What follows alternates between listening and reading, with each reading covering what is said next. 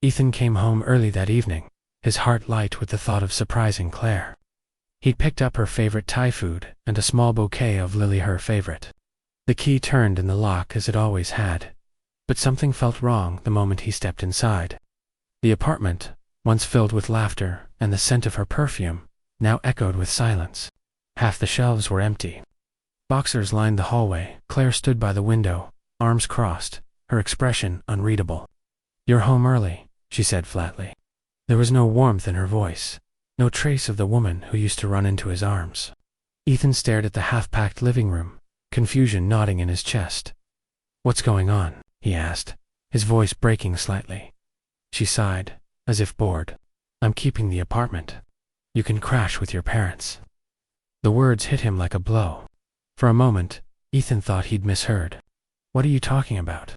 "Claire, It's over," she interrupted, eyes cold and detached. "Don't make this harder than it needs to be."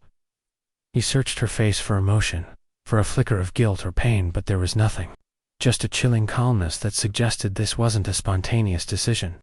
It had been planned, rehearsed. His mind raced. Had she met someone else? Had everything they built together been a lie? When he tried to touch her arm, she stepped back sharply, avoiding his eyes. "Please, just leave, Ethan." He dropped the food bag to the floor. The scent of curry and crushed flowers filled the air as he stood frozen, his world collapsing in a single sentence.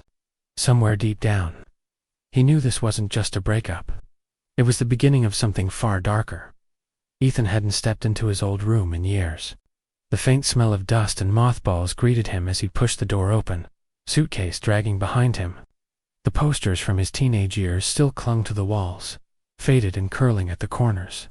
Everything felt smaller, like the room had shrunk while he was gone.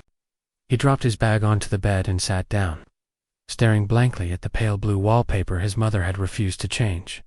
Humiliation burned in his chest. A grown man, nearly 30, crawling back to his parents' house after his girlfriend threw him out.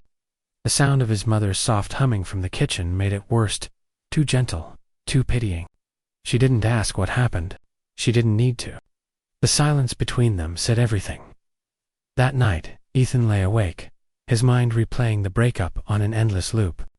The look in Claire's eyes, cold, detached, almost rehearsed, haunted him. Had there been signs? The late nights, the secretive texts, the sudden distance? Each memory twisted into a new form of pain as he unpacked the next morning. He noticed something odd among his things, a small box that once held their shared keys. One was missing, a silver keychain engraved with the initials VH. Claire had found it months ago, claiming it belonged to her former boss, Victor Hale. A man, she said, was just a friend. Ethan hadn't thought much of it then, but now the absence of that keychain gnawed at him. He sat on the edge of his bed, the morning light spilling across the floorboards, and felt a chill crawl down his spine. Maybe it was just coincidence. Or maybe Claire's betrayal ran deeper than he'd imagined. Doubt turned to obsession. He needed answers. The first message came late at night. Ethan was scrolling through job listings on his cracked phone, when the screen suddenly flickered and a notification appeared from an unknown number. "You don't know what she's capable of." He stared at it for several seconds, his pulse quickening. Probably a wrong number, he told himself. But then another text arrived. "She's not who you think she is."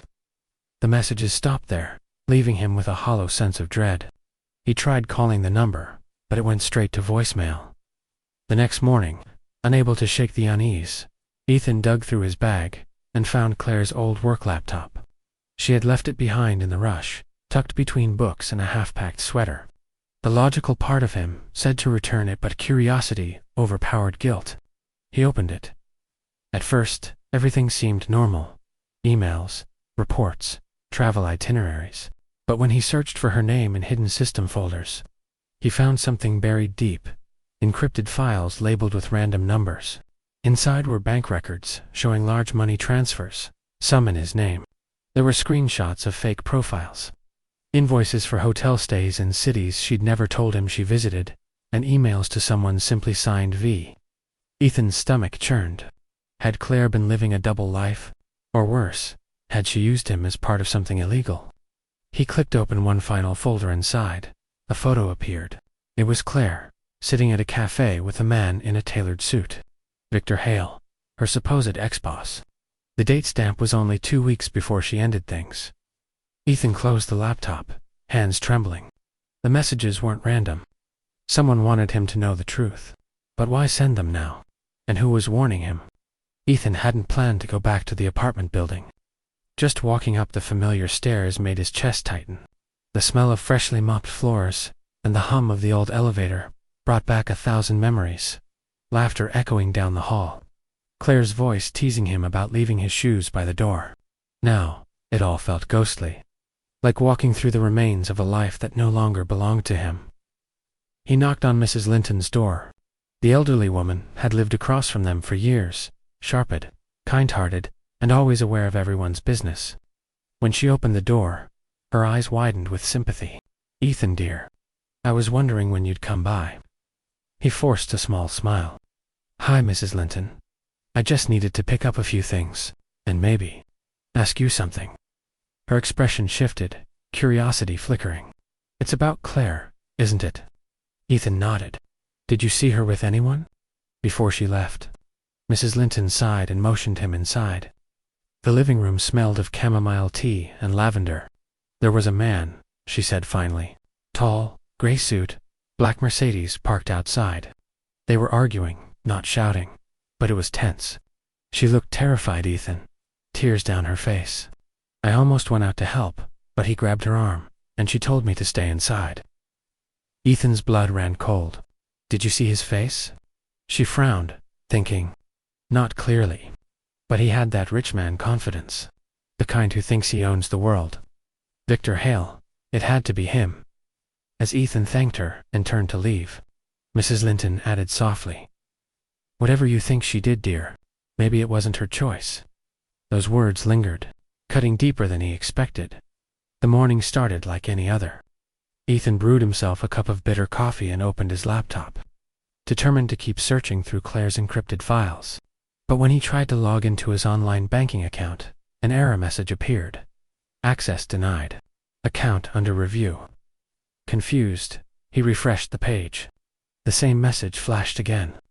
Moments later, his phone buzzed with a call from the bank's fraud department. "Mr. Carter."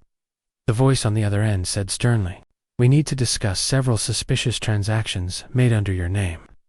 Ethan's pulse quickened. "What transactions?"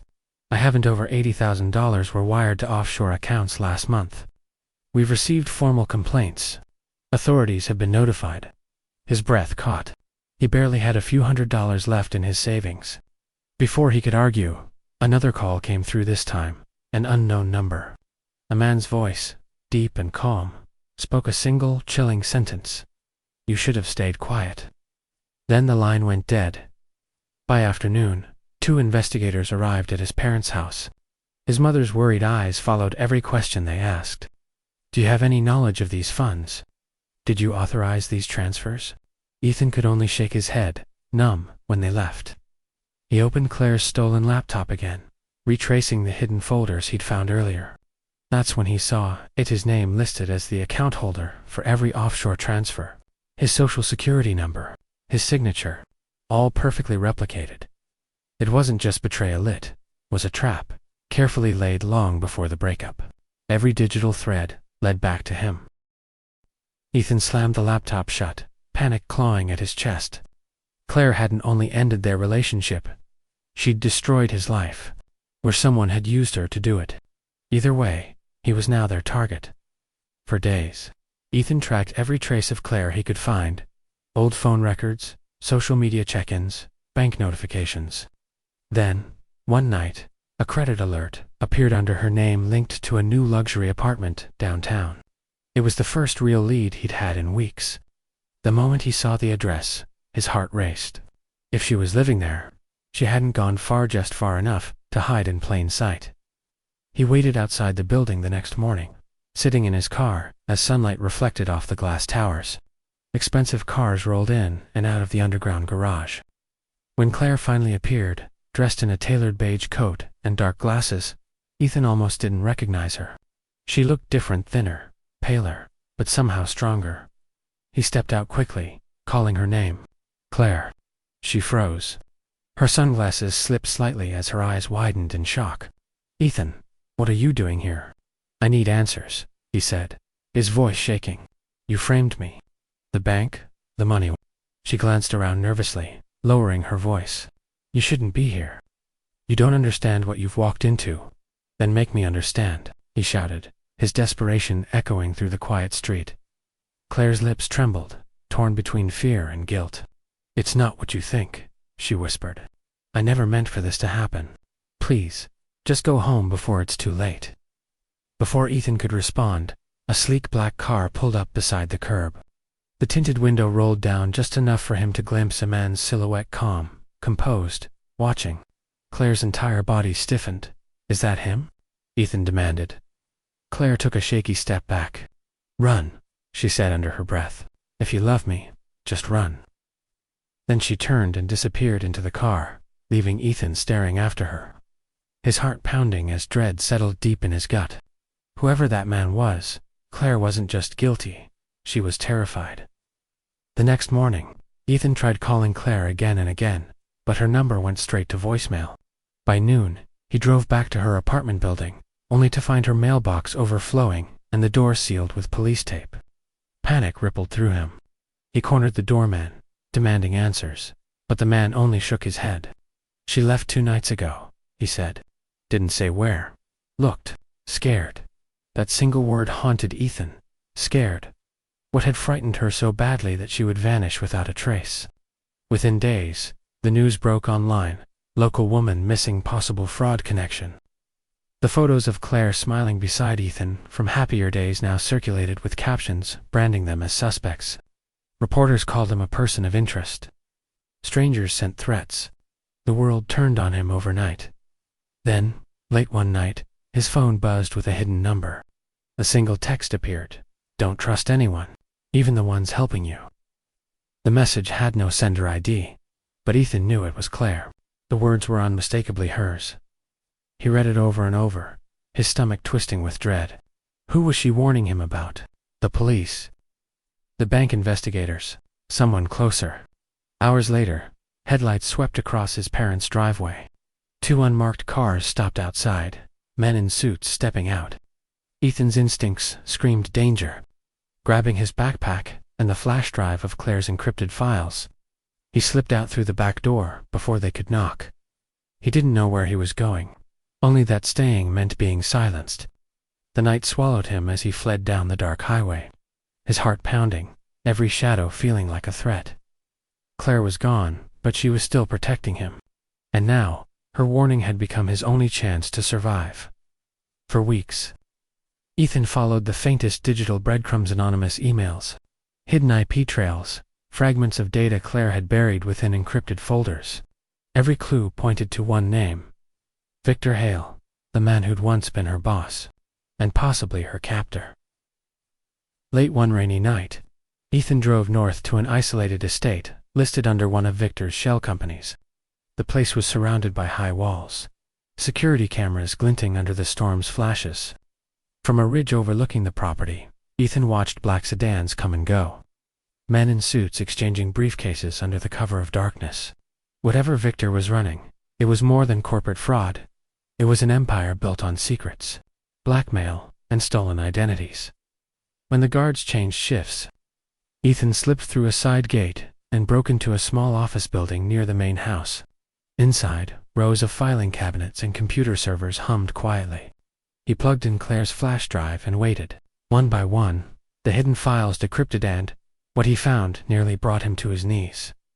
There were fake IDs, offshore ledgers, and transaction records linking Victor to dozens of false accounts, some under Claire's name, others under Ethan's. Claire hadn't framed him out of malice. She'd been forced to use his information to protect him, hiding her involvement until she could expose Victor herself.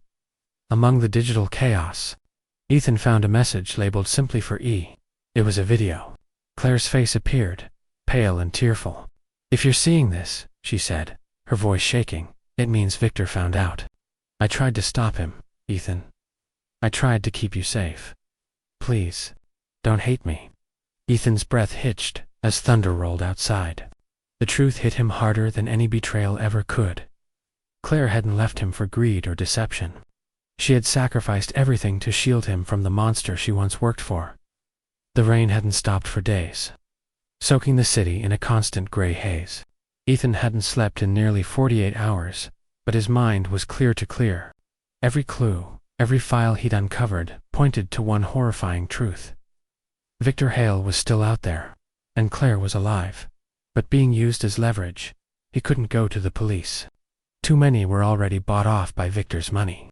Instead, he reached out to one of Claire's old colleagues, a quiet systems analyst named Marcy, who owed Claire her life.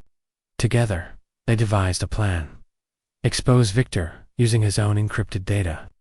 Leak everything to the authorities and the media simultaneously. But they only had one shot if Victor caught wind of it. Both Ethan and Claire would vanish the night of the sting. Ethan met Marcy in an abandoned warehouse on the outskirts of town. His hands trembled as he inserted the final drive into her laptop. On the screen, a progress bar crept forward slow, agonizingly slow. Then headlights swept across the walls. A car door slammed. A voice echoed through the darkness. "You really thought you could beat me, Mr. Carter?" Victor stepped out of the shadows, immaculate as ever, holding a gun. Two men flanked him. He smirked. "You've been busy. Pity you won't live long enough to see it go live." Ethan's blood turned to ice. "Where's Claire?" he demanded. Victor's smirk deepened. "Safe, for now. You finish that upload, and she disappears forever." Ethan hesitated, torn between love and justice. Then he saw it, the small red recording light on Marcy's laptop camera. The confession was being streamed live. Victor noticed too late. Shouts erupted outside as sirens blared. Ethan exhaled shakily. He had just destroyed the man who destroyed his life. But the cost of victory was a weight he wasn't sure he could bear. Months passed like years. Ethan's time behind bars was a blur of sleepless nights, court hearings, and whispered threats. He had become a symbol, a man falsely accused, yet too broken to care about redemption. When the truth finally surfaced, when Victor Hale's empire collapsed and the authorities cleared Ethan's name, there was no triumph, only silence. When he was released, he didn't know where to go. His parents tried to welcome him back, but the house felt suffocating, filled with echoes of the past. One gray afternoon, he found himself standing once again before the apartment building he once called home. The familiar brick walls, the cracked stairwell. Even the creaking door of it felt like a ghost reaching out to him. Inside, everything was covered in dust. The faint smell of lilies still lingered, as if time had refused to move on. He wandered through the rooms, touching the furniture, tracing the lines of the life he had lost. That's when he noticed something strange, a loose panel in the wall behind the bookshelf. Gently, he pried it open. Inside was a small envelope, yellowed and fragile. His hands trembled as he unfolded the letter inside. "Ethan, if you're reading this, it means I couldn't make it back. I never stopped loving you. I kept the apartment so you'd have a home when it's over. I wish I could see your face one last time, to tell you that everything I did was to save you. Please forgive me." Tears blurred the ink as he sank to the floor. Claire had died helping the authorities bring Victor down, trading her life for his freedom. Yet, in her final act of love, she had left him the one thing she knew he'd need most, a place to start over, and the truth to finally set him free.